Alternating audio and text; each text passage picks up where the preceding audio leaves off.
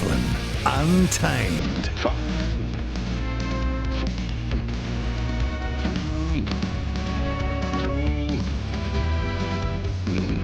The platform.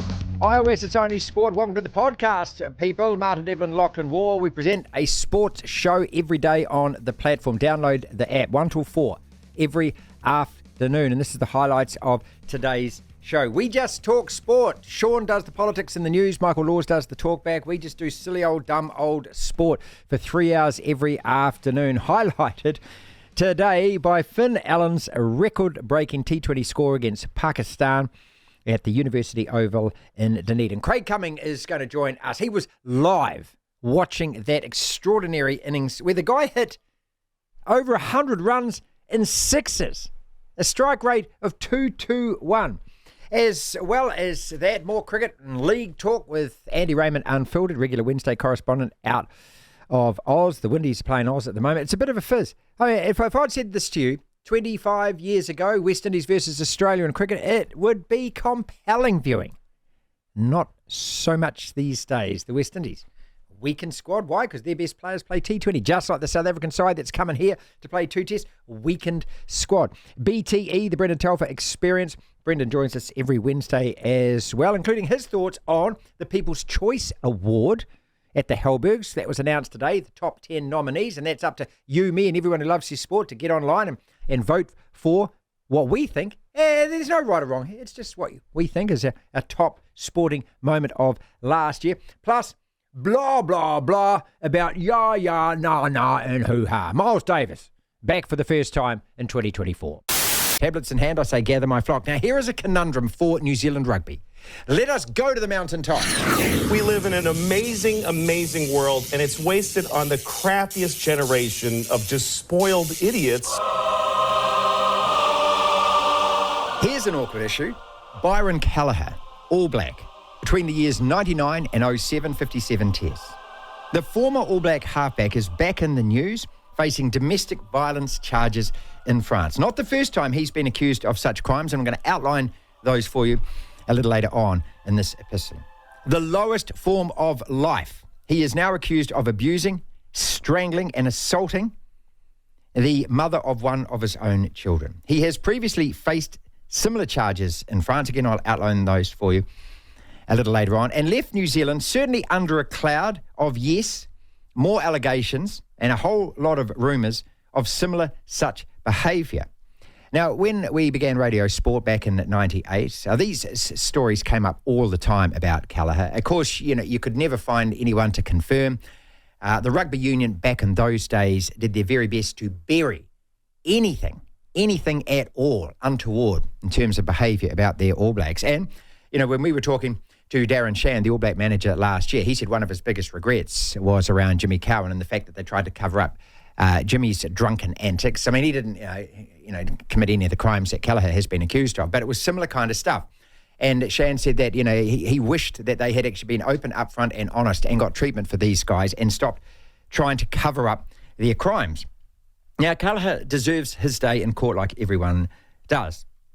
He deserves to face his accuser and all of that. But if he is found guilty this time, is it time that New Zealand rugby acted to protect their most precious brand, the All Blacks? Being an All Black is one hell of a privilege, and it's something that the players get to live off for the rest of their lives, especially these days. It opens doors, it creates opportunities, it leads to financial wealth and reward because of your previous All Black status.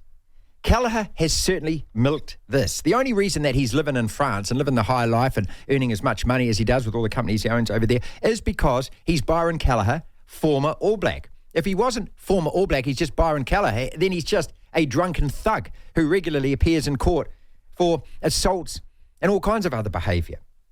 The disgrace is that every time he gets into trouble for drunken, violent behaviour, there is always, in every single headline about every story, All Black this, All Black domestic violence that.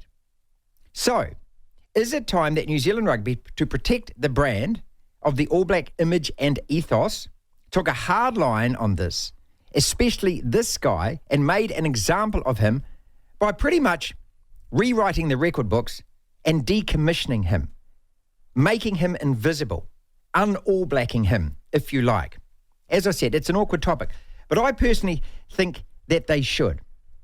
He doesn't deserve to have the word All Black attached to him any longer. He doesn't deserve the privilege of trading off the fact that he once represented our country's national sports team, and a team that is recognised and loved and adored all over the world.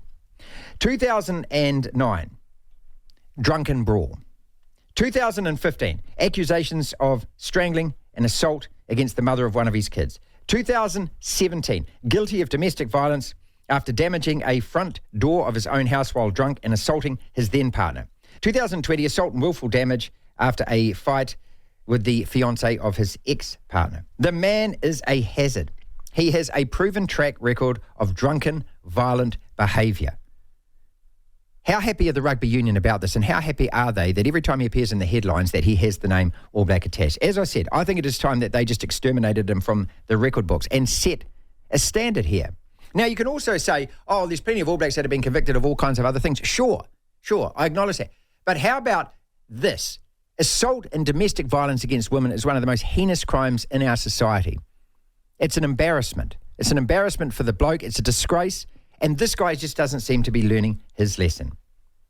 He brings nothing to the All Blacks apart from disrespect, shame, and disgrace to the name.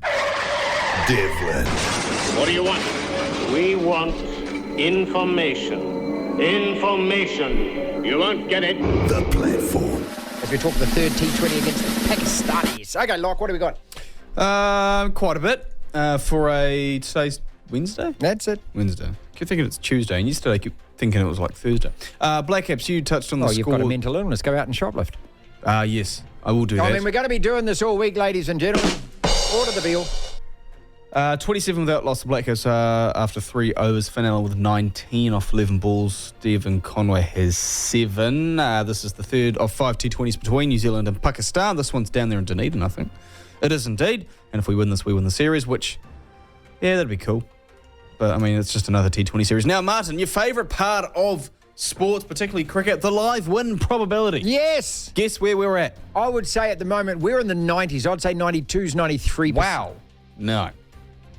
We're at 64%. No, but listen, 3 we've overs just in, dicked mate. them too. We've dicked them twice. No, but the numbers, boys. No.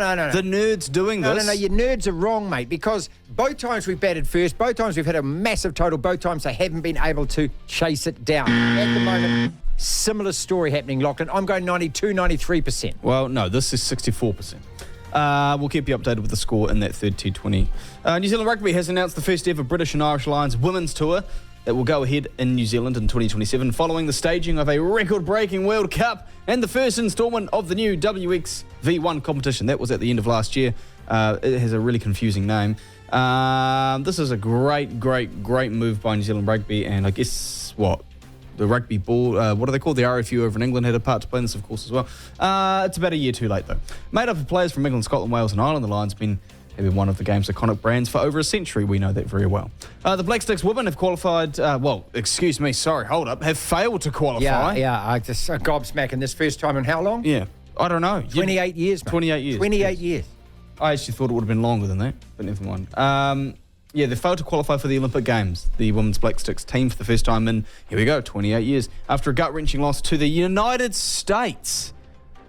Playing in India at the moment. Carlos Alcaraz, Alexander Zverev, Thanasi Kokkinakis, Holger Rune, Casper Ruud, Cam Norrie. First wicket gone, Conway's just gone anyway, but what the hell are you... Go back to that. Go back. What? Carlos Alcaraz? Let's go back from that. Alexander Zverev, Thanasi It's Alcaraz, isn't it?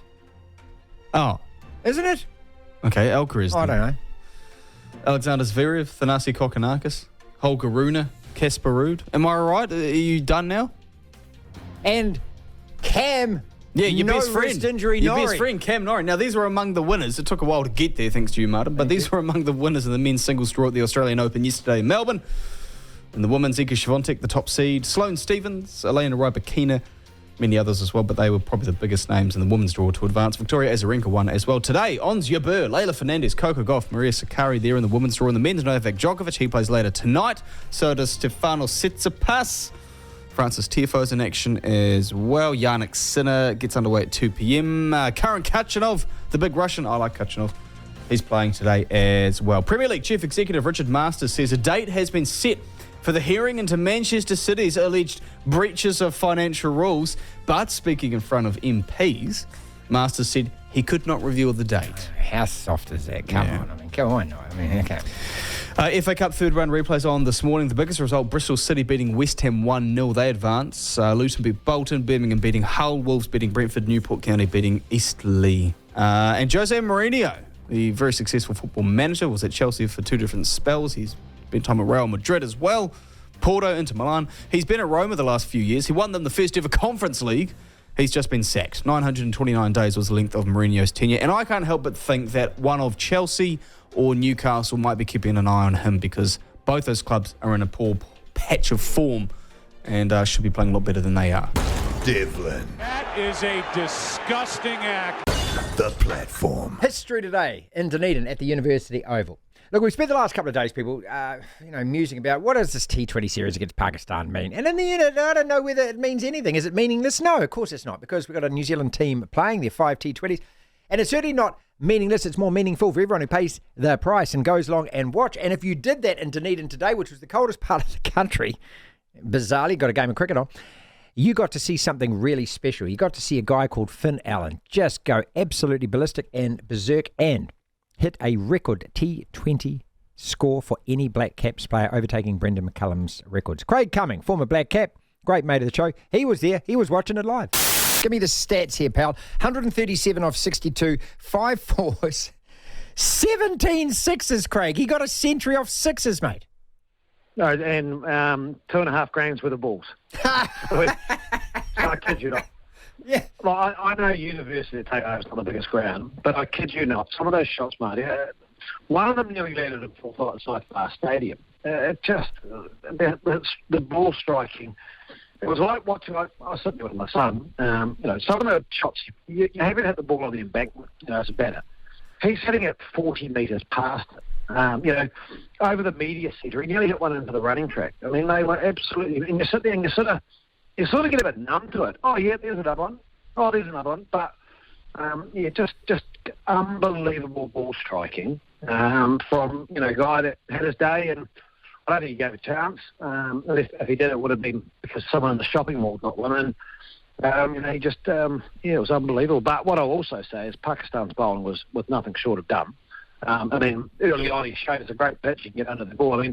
I think they bowled one wide Yorker. Believe it or not, he missed it. Wide Yorker, they just bowled. They literally bowled in the slot in his arc. And don't get me wrong, you still got to hit it. But they certainly were very good when it came to adjusting. Distance on the sixes. If you're hitting a cricket ball 100 metres, how difficult is that to do? Because one of his was 98. I reckon they're further than that. I haven't seen the stats because I'm watching it live. If they're not saying that 3 or 4 of those sixes were over 110 metres, I'll argue it because I know where the training ground is at the back, and he landed one over the back. Now, I'd say where I'm standing to where they are, that's 60 metres, and I'm on in the grandstand and the office again now. So I'm saying it's probably 130 metres. Think back to when Guppy used to hit some of his big hit sixes with his head down, and we used to rave that. They're probably 90 to 100. Yeah. He turned the ball another 20 to 30 metres further, Marty. Just unbelievable. I don't know if it's timing, it's power, it's a big bat, maybe just all the above, good pitch. But still, some of those were just phenomenal. Really, we're like it's watching a golf ball go off. Someone with a driver, the trajectory, and they're not high, they're flat on them. So it's watching a pro off the number one tee with his brand new Big Bertha. And it's history made here, mate, because as I said, that is the highest T20 knock for any New Zealander, 137. The strike rate's 221. These are figures that we're just not going to repeat for a while, Craig, if ever. No, I didn't ever thought I'm sitting there watching it going, that's good. It's quite nice. And the amazing thing is, Marty, I think he got out, 17, but he still had potentially another 12 balls, which I actually said potentially, and I put probably the cursor on, he could have a crack at 200 here. And then he got out the sports a lot of me. But, yeah, just again, you get a bit numb to it. I mean, I know we talk about craft. I mean, I talk to you about craft, mate. Yes, you do. Going Yes, out you do. there, Yeah. beating point for two and hitting the wee pockets and running in between the wickets. But, in some ways, why would you? I mean, that doesn't get you in the IPL. That doesn't get you $2 million. That was sensational. I've seen Ben McCullum at his best. I've seen AB de Villiers at his best. I've seen Guppy play like Guppy has. That was phenomenal. It really was. And we spoke at the start of the show, the emergence of Finn Allen. Well, good on him because he's had some critics. We've all been critical of maybe not getting big enough score. And so this game does suit him as well. Let's remember it's not 50 over cricket, but let's sit back today and just say, well, that was pretty special. And if you're doing something in our history of the game for the first time and you're creating history, you deserve all the reporters you get because we've been around a long time.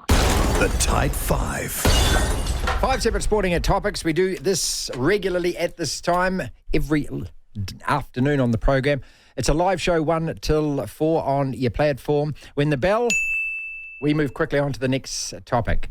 The Black Sticks women, for the first time in 28 years, aren't going to the Olympics. What the heck has gone wrong with New Zealand women's hockey? Cam Norrie won yesterday. Altmaier spent 4 hours, 2 minutes on court. Both of these guys were injured, remember, at the ASB Classic. They were injured out of the ASB Classic, remember. Lions Tour of New Zealand 2027 for the Black Ferns. I absolutely applaud this initiative. Brilliant news. Louis Rees-Zammit has quit the Welsh Six Nations squad an hour before it was announced overnight to pursue a career in American football. He's joining the IPP, which is the International Player Pathway Program. Lachlan, what chance does he have breaking into the big show? Byron Callagher, should his records be scrubbed forever from the All Blacks and New Zealand rugby?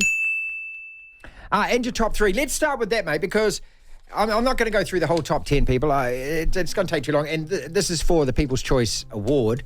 You can have a look. There's a couple of Warriors moments. One of them is coming back from 20-0 against Cronulla. Remember that famous Sean Johnson halftime thing where he said to the rest of the team, imagine if we came back. Imagine if we came back. Imagine telling your kids this, we came back. And the other one was Mulatalo's try, which wasn't for the Warriors, it's for the Kiwis against Oz. Mia Mutu's on that list.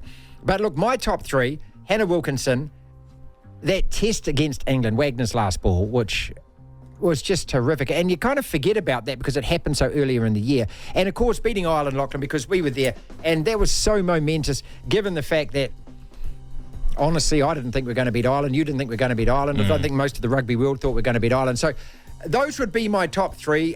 But it's up to you and me, people. It's the People's Choice vote. So there's no right or wrong here, Lachlan. What are your top 3? It's probably the same. I've got my top 2, which is the Black Caps' victory over England and Hannah Wilkinson's goal. The All Blacks one, it sounds a bit silly, but it's just, and this shouldn't impact it, but it's just soured a tiny bit because we didn't win the World Cup. I can understand. But, hey, well, the football Ferns didn't win. Yeah, but we weren't going to win. No, we weren't going to win. We weren't even going to get out of our group. No. So I'd say that, but I'd have that tied with Ryan Fox winning the BMW. Yeah. Because that was the biggest win of his career. He's been on an upwards trend for the last couple of years. The back 9 and how he came from behind a few players to then win. And it was the guys that he beat, the guys right behind him. John Rahm was one of them. I think Rory McIlroy was one. I think Victor Hovland, who had a brilliant year on the course, was one as well. So that was incredible. And for me, it's a bit like the football Ferns goal, where it's a monumental moment that surpasses previous achievements of that individual and or team. And it's kind of like he's got to a new level, and it's the same thing with the football Ferns, where they'd achieved something they hadn't really done before. See, I've got second equal, third equal, second equal, third equal. Van Gisbergen winning the NASCAR. I mean, remember that day? And then Liam Lawson getting his first points in F1. Remember he spoke to his dad. And again, I mean, if you love your motorsport. The Van Gisbergen one I'd put up there as well. I mean, but again, all it just makes you think is, and this is what the whole big out of me, it's just celebrate it and enjoy it. And don't get bitchy about the argument because there's no right or wrong here. I'll tell you what would get one to win over the others for me would be, do I remember what I was doing or where I was when I saw it? Yeah, there you go. And that's the thing, 4 of them I know exactly where I was, who I was with and what night of the week it was. The cricket, Hannah Wilkinson's goal, Shane Van Gisbergen winning, the World Cup quarterfinal, So Two of those you were with me, mate. Was I? 3 of those I was with you. We were on air when NASCAR, when Van Gisbergen won. And we the were on cricket. air with the cricket, and then we're at the World Cup. the rugby. Okay, we need some time apart. Cam Norrie and Altmaier, what do you say now? You say, Martin, you are right. You were saying you are right. No, you're right, but I'm less against the whole thing than you because I don't know. I mean, the ASB Classic is absolutely a warm-up for many of these players ahead of the And Australian if these Open. players were honest enough to admit that and say, hey, look, but it's just the subterfuge and the disingenuous nature of their withdrawals scare me. I've got a very, very high BS meter, mate, and I just recognise BS, especially in sports and sports people, I think quicker than most. And I knew straight away with those guys what they were up to. Yeah. So that's what gets me. I mean, look, if you want to do that, if you want to withdraw from the ASB and treat it like it's a joke tournament, fine. Don't come here then. And don't rip the fans off. Lions Tour of New Zealand 2027 for the Black Ferns. Brilliant. We've got Alan Bunting on the show tomorrow, Ferns coach. Looking forward to chatting to him about this. I know it's a few years away. Paul's a bit more cynical about this. He says, Martin, the Women's Rugby World Cup showed that no amount of money wasted is going to grow the viewership and participation. The Lions Tour will be another passing fad. Normal service will resume. Well, hold up. I'll add to that. If the Lions Tour was the year after, like imagine if we emulated something about the All Blacks where in May or June that the Black Ferns had France and England in New Zealand, and then later that year there was this Lions Tour or something like that. Yeah. What if that went on? Well, then all of a sudden you've got markers of tournaments within about 18 months. Yeah, and this is the big black mark for New Zealand rugby. They completely stuffed it up, lost all the momentum, let the best players play silly sevens tournaments, meaningless sevens tournaments overseas. Completely undervalued their own domestic product and that Super Rugby O-Picky and the Farah Palmer Cup, and then stuffed 2 test matches against the opponents we wanted to watch during the Men's Rugby World Cup. So please, whatever you do in the scheduling of this, just make sure you give our women the right program on the right days and the right month of the year when people can really get into it and there isn't other sport at the time competing with it. You can compare it a little bit, I think, to sailing, where every 4 years we hear about the America's Cup, but the 3 years in between, no one talks about it, no one's interested. But now that there's Sail GP, there's at least potential there for people to actually, be around the water cooler on a Monday and go, just watch the Sail GP race in the week. There you go. Louis Rees-Zammit. So he was going to be named in the Welsh Six Nations squad overnight. He withdraws an hour beforehand. He's off under the International Players Pathway Program, the IPP, to join American football. Now, I've tried as much as I can to find more information about this. He's not going to a particular team. So Is it like a training camp that you go to and then you from there people can come and scout you and look for potential talent? I guess, he's not going to be playing college football, obviously. He's a bit old for that. How old is he? 24, 25, I think it is. But it's also, how many rugby players could genuinely play NFL? Look, I think somebody like Geordie Barrett with a big boot like that could be a kicker, right?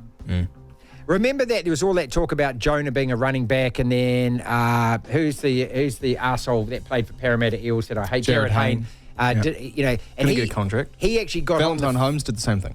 Yeah, Holmes was a failure at it as well. Jared Hayne got on the field for a pre-season game for the 49ers, but then I think in his big moment dropped the ball and then they dropped him. Had a few highlights in pre-season. Then when the games he played during games played during the season, he didn't make an impact. I just don't think the body shapes, the body types. I don't think the athleticism is there. I haven't seen a single rugby player. When you're watching the NFL over the weekend, look at the skill of their wide receivers who can stop on a dime, jink, go this way, rocket type acceleration. You're just not athletic enough or big enough or fast enough. I don't see any positions in the NFL which rugby players can naturally go to apart from the kicker. Yeah, well, exactly. There's a few Australian blokes, some with AFL, I don't know about NRL, but some with AFL experience who've become kickers or punters. Mate, the AFL punters dominate. Exactly. They dominate. Also, there's a guy called Jordan Mailata who's on the Eagles, who's 6'8". He's a monster, but he played rugby league for the Rabbitohs, and he went over and got on a job. But he's a massive human being, and he's an offensive lineman, so his job is protect the quarterback. So that kind of works. The thing is, American football, think about how many colleges there are in the US, how many players go through the feeder systems. Only something like 1% of those that play make it to the NFL. Yeah, and NFL, you have a 53-man roster in there's 32 teams. But the point is that these guys spend their lives training up for it the way that our rugby players spend their lives training up for it. Your natural default mechanisms and all of that kind of stuff. And as a rugby player, you can't assume that you can compete with blokes who've been doing this whole life when you've done it in the backyard for a couple of afternoons. I'm very interested in how he goes, Rees-Zammit, if he ends up playing NFL, watch the space, I guess. And finally, Byron Kelleher, as I started the show. Now, the more I think about this, there has been many All Blacks who have been convicted of crimes. Of most recent times, you've had Julian Savera, I think, domestic assault. You've had Sivavatu. That's right. Domestic assault. Sefu Reece. Yeah, so it's not like Byron Kelleher is the first. But Kelleher is a recidivist offender. He is a violent thug is what he is. And, now that he is going to be in court again for spousal abuse, and this is the third or fourth time, and they're all with different women, right? Yeah. And there's just something so ugly about this. Do you agree with me that it's time that New Zealand Rugby did something about it? They've got to protect their brand for a start. Look, I know they won't do this because they don't have the cojones to actually do this.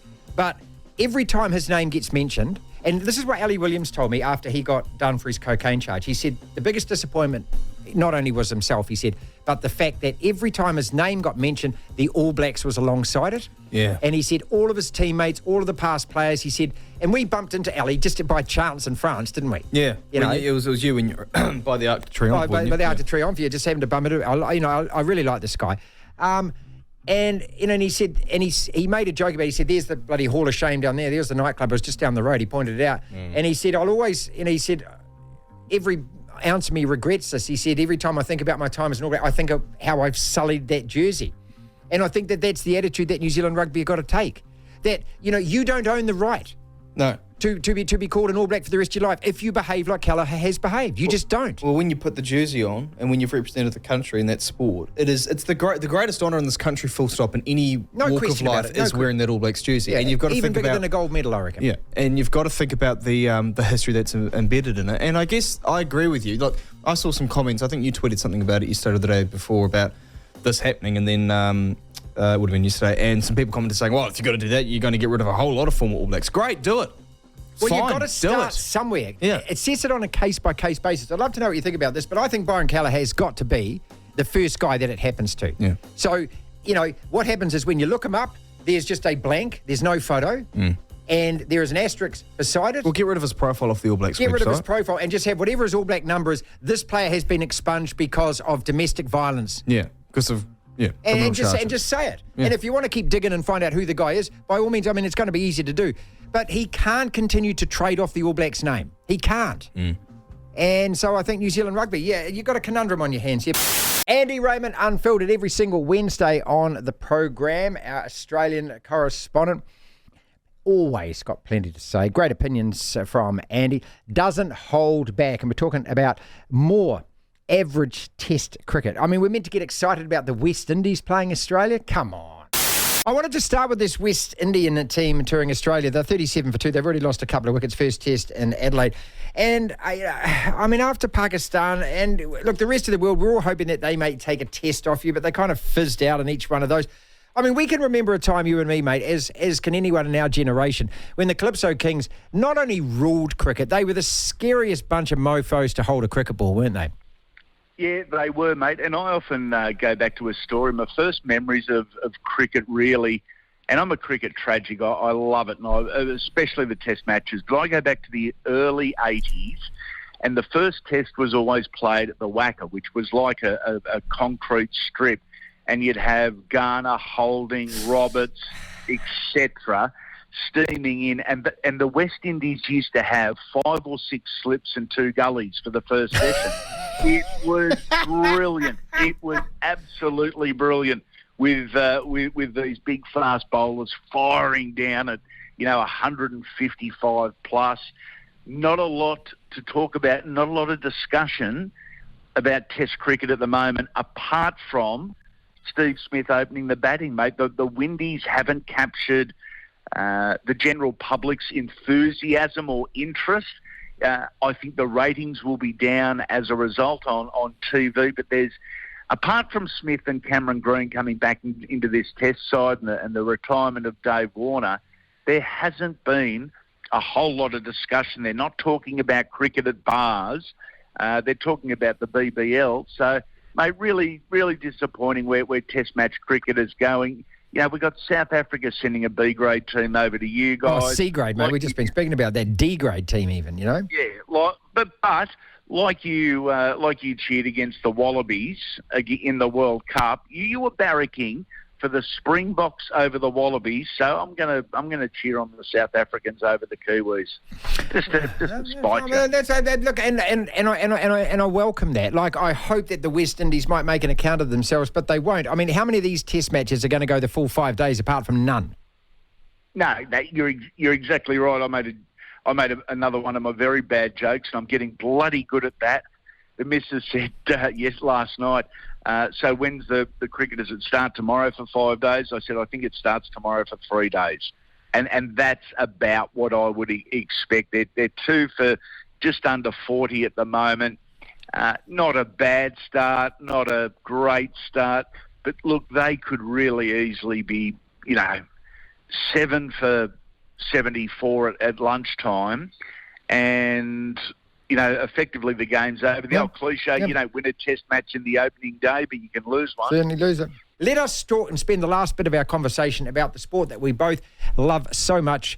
And Andy, and I've been saying all week, look, I got nothing against rugby. I love my rugby. We're over at the World Cup. You know all of this kind of stuff. I'm rugby born and bred, but I'm not looking forward to the Super Comp in any iota at all. I can't even pretend. There's no fan that does. We all know who the finalists are. We all know. But ask me about the NRL, mate, and I'll sit here and I'll talk for 3 hours non-stop about it. I am so looking forward to that comp this year. A couple of stories. One of them, Luai goes to the Tigers. That's not till next season, so maybe it's a bit early to even start talking about that. But genuinely, you go into the season full of hope, don't you, as we always do. Where are the Warriors going to finish on that table? Where is Matter going to finish on that table? Mate, the Warriors... There's a question mark over consistency because they've done it once now, but they've only done it once, and that was last year. What a test this season coming is for the Warriors, because if you wind back 12 months, it was the Eels and the Cowboys that probably overachieved, in terms of expectation. Last year it was the Warriors and the Knights. So the Warriors and the Knights, the pressure is on to repeat what they did in 2023. And for mine, they don't have to do better. They've just got to repeat it. And it's the old cliche about next week. That's really what the Warriors have got to be looking at and performing at that 8 out of 10 mark every week, as opposed to what we've seen in the past where they'll put 2 9 out of 10 games in, but then there'll be 2, 3 or 4 out of 10 games. I think Kurt Capewell is going to be the signing of the year, and I said this last year to you. You did, yep. This guy for the Warriors is what Steve Price or Brent Tate or Kevin Campion were. He is the ultimate professional. He ticks every single box off the field. And when I'm saying off the field, I'm talking about training, I'm talking about nutrition, I'm talking about sleep. Most importantly, I'm talking about mentoring. Young men. Perfect. And, mate, he this is a quality fella. He's a bit of a throwback in terms of the way he sees life and his values. He's got genuine country lad values, values that I love. I think he was well raised and raised in a very disciplined house. He's carried that on into his adulthood, and he makes his position within a club known, and he's a real mentor and a guy that I'd love, my son to go and have a chat with. Put it that way, and that's how I judge a lot of these guys. We talk about athletes being role models. Well, they're not. They're athletes, because I couldn't think of anything worse than some of these athletes who are meant to be role models having a chat with my kids. But Kurt Capewell, he is that guy, mate. He is that guy. Good head on his shoulders. Great signing, a terrific signing, and the fact they were able to get him out of the Broncos system 12 months early is a massive rap on Cameron George and Andrew Webster and the crew. So Warriors, they're a top 8 footy side. Whether they're a top 4 footy side, I don't know. Parramatta, I still think they're a top 8 footy side. It's going to be a wonderful season. There is so much talk about rugby league already, and we're in the 3rd week of January. There's nothing over this side of the pond about the Super Rugby, but there is 6 articles every day in all the major newspapers, mate. it's only 4 weeks till the trials start. And I know it's not proper footy, but it's still footy. It'll be back on our TVs and it'll be pizza night once again. To hear the full interview, download the platform at the App Store. Via Platform Plus, you can go back and listen to the whole show and all of the interviews in full. Time for your favourite game. We need to talk. It's no one's favourite game. We need to talk. It's called What is More Chance of Happening? Yes! I present 2 scenarios, Lachlan. You tell me what is more chance of happening out of the 2. And we're continuing the theme all week. All Blacks under Razor Robertson got a hell of a tough schedule. I thought you said you didn't miss rugby. You keep talking about it. Good God, you sound like her. You sound, mate, you sound like, why are you asking me to explain something I can't explain? Aren't I allowed to change my mind? I've got a mental illness, Lachlan. I'm going to go out and shoplift now that you bullied me. The All Blacks only lose 1 match this year of a very tough schedule, or the understrength South African side wins 1 test against us when they play their cricket series here. Nah, I think there's more chance the All Blacks only lose 1 test. That's a seriously bad South African team.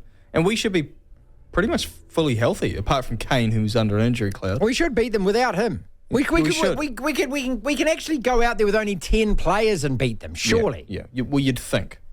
Surely. I mean, that would be... I thought that losing to Bangladesh at home was the worst, potentially, if we'd drawn or lost that second test, that would have been the worst result ever in New Zealand Test cricket history. But losing to this particular South African... What is more chance of happening then? The All Blacks, a big tough schedule. We got 2 away in Africa, Ireland and France. We only lose 1 test all year. Or the Chiefs go 1 better than last year and win Super Rugby Aotearoa, even though I'm not talking about Super Rugby. More chance the Chiefs win Super Rugby. They got to go in as the top seeds, don't they?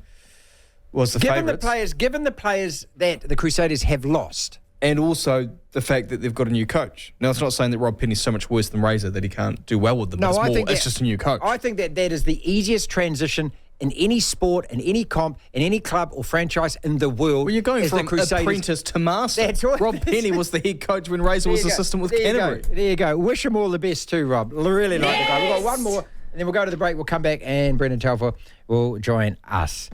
All right. The All Blacks go through the season, and they only lose 1 match. Or the Breakers do make the playoffs. They've got a big game coming this weekend. The Breakers do make the playoffs. They've got 8 games left. They're 4 below the 500, Lachlan.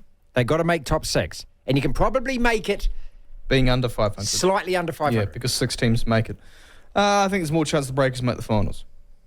They went on a bit of a run over Christmas. They look to have found their mojo, and then now they've had, 2 or 3 losses in a row? Yeah. They won 4, lost 3. They're just at that stage where they just keep foot tripping over themselves, that they can get another 4-match winning streak. Well, they've sort of got a taste of it. They've got a taste of that streak, and they beat some good teams. They beat the Kings. They did. Away from home as well, I think. That's right. I could be wrong. But and the one that started that was a win away to Cairns. There you go. So they can win away from home. They can beat good teams. Won in Tasmania. So they've got the tools there. It's just putting it together. And we've said this all year. It's a glass half full with the Breakers. We trust the coach. We trust the majority of this playing group to be able to get that done. Miles Davis, ladies and gentlemen. He's been on the radio for 25 years or more in New Zealand. His West Ham lost to Bristol City in the FA Cup this morning in a replay, 1-0. Bristol City, what? Beating West Ham? West Ham is 6th in the Premier League. I wonder if he's going to blame David Moyes for this defeat as well. Here you are, you're 6th in the table, you're ahead of my useless lot. Okay, you lost the FA Cup tie against Bristol City, but I mean, most people are probably sitting there going, hey, what are you moaning about? Your results are pretty good, aren't they? This is it, you see. This is the moron, the modern-day moron that we've got supporting the game. Oh, we won a game. Football's about entertainment. If I was going to support teams to win, I would have supported Liverpool or Leeds, in the 70s. I would have supported them. Yeah, I support it for entertainment. And honestly, the modern game lacks entertainment. There's about 4 sides that play attacking, progressive sort of football. The rest of them, let's try and keep hold of the ball or give them the ball and then hope they make a mistake and we can hit them on the break. That's not entertaining. Let's get to the byline. The old days, I used to put the ball in. I get clips coming up on my Facebook and Twitter feed coming up from games in the 70s. Every time they get the ball, the first thing I want to do is get it forward. Let's go there. Now, you get byline. Oh, no, I can't quite score exactly from here. Let's go all the way back to the goalkeeper and start again. It's like the fear of possession, the fear of losing your job. the fear of not making it into Europe and not getting the money. Like West Ham are they're even worse than England to watch at the moment. And they're both getting results that you think, oh, that's good. But it's absolutely soul-destroying and awful to watch. And, I look at these younger fans nowadays and I think, is this what you've been sold? Is that all it is? Oh, yeah, if we win, that's all that matters. It isn't.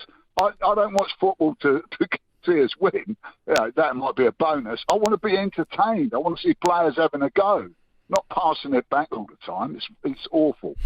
Yeah, we've talked about this a lot, haven't we? And I often I was actually speaking to our good mutual mate Buckers the other day about this as well. And I said, mate, I think we're going to look back in another 10 years and go, at least we lived through the time when football was glorious, when it actually bloody meant something, when it meant something to the players, when it meant something to the fans, when you had guys committed to playing for your club.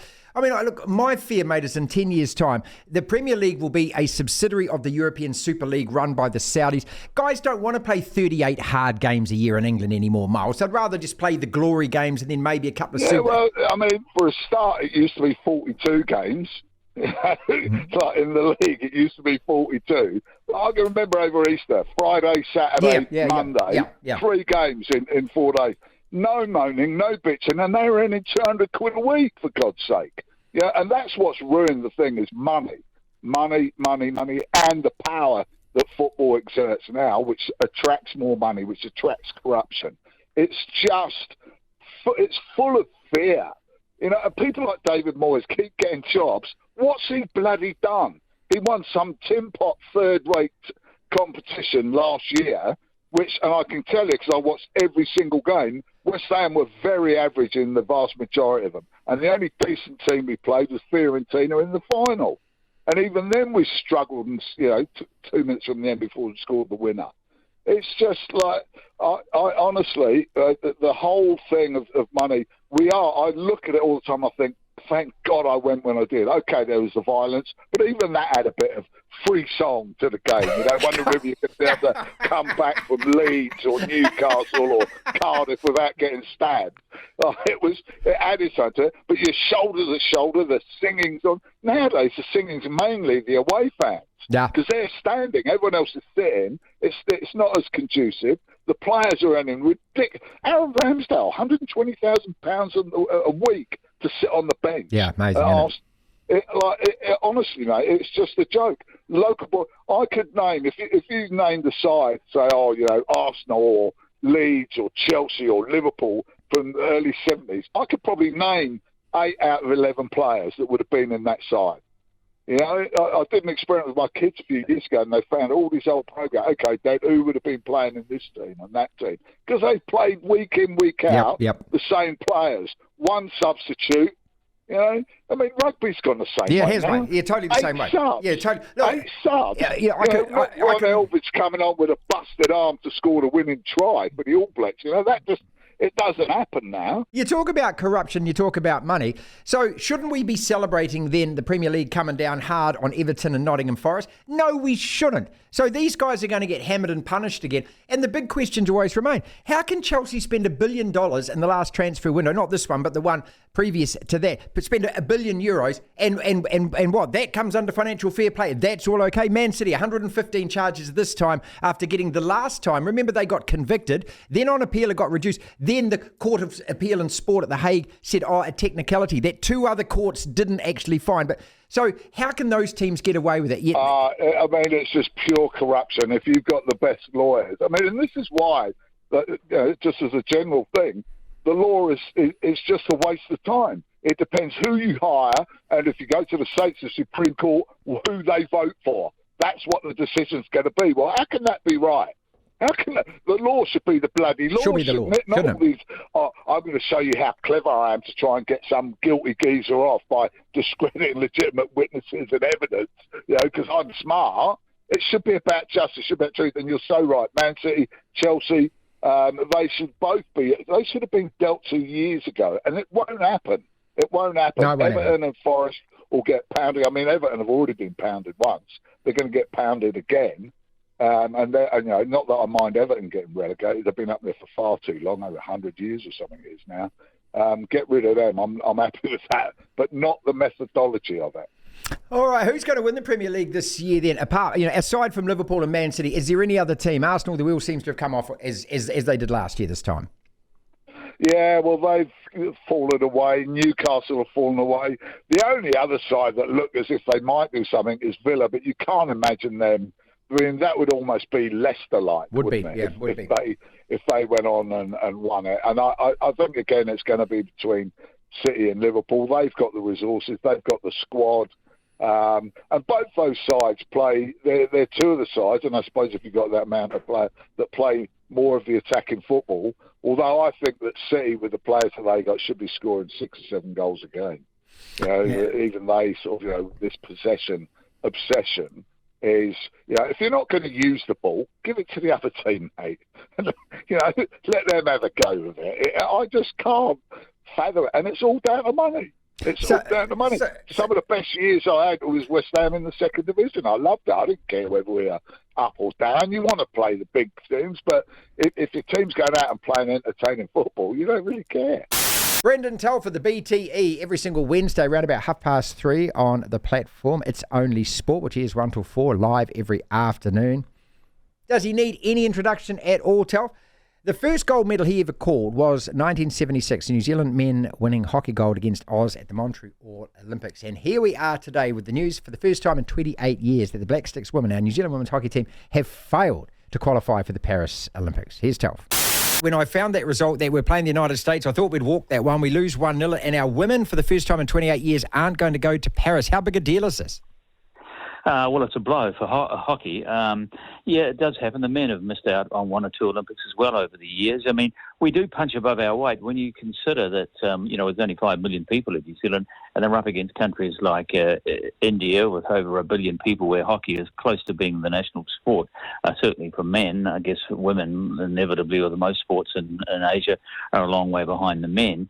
But it's a little surprising because they've been very competitive in international hockey for a number of years now at World Cups and the Olympic Games, Commonwealth Games, and but I guess it just shows you how competitive international hockey is. I mean, doesn't rate very highly in New Zealand behind our sports, but it is a very popular sport worldwide, hockey, and so we probably don't put as much money into the development of the game of this country as other countries do. Australia, for example, where hockey has a very high profile, and so the men and the women are always shoo-in for the Olympic Games, and of course they have frequently medalists as well at the Olympics and World Cup. So I'm not sure what the answer is here. I suppose they can go back and try and get some more money, but I suspect because they haven't qualified for the Olympics, they'll finish up getting less money next year. That's it. I mean, that's the equation, isn't it?